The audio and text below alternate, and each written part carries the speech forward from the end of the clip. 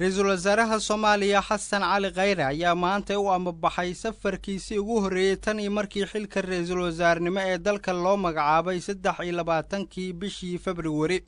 Safarkan ayuu ra'iisul wasaaraha Soomaaliya ugu ambabaxay magaalada Doha ee dalka Qatar halkaasi oo la soo warinayo inuu shir kaga qayb galayo. Xasan Cali Khayre ayaa safarkiisa waxa ku heliyay xubno ka tirsan golaha wasiirada Soomaaliya oo u raacay dalka Qatar. ahmiyadda safarka ra'iisul wasaaraha ayaa ku saabsan ka qaybgalka shir lagu qabanayo magaalada Doha.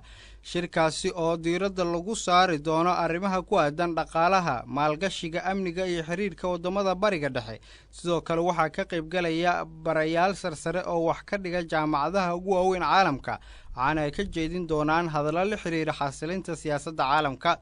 safarka ra'iisul wasaaraha Soomaaliya oo maanta ugu ambabaxay magaalada Doha dalka Qatar ayaa ku soo aadaya iyadoo maanta uu dalka dib ugu soo laabtay madaxweynaha Soomaaliya Maxamed Cabdullaahi Maxamed Farmaajo oo ka soo laabtay magaalada London ee dalka Britain halkaas oo kaga soo qayb galay shirkii looga hadlayay arrimaha Soomaaliya ee dawladda Britain ay martigelisay.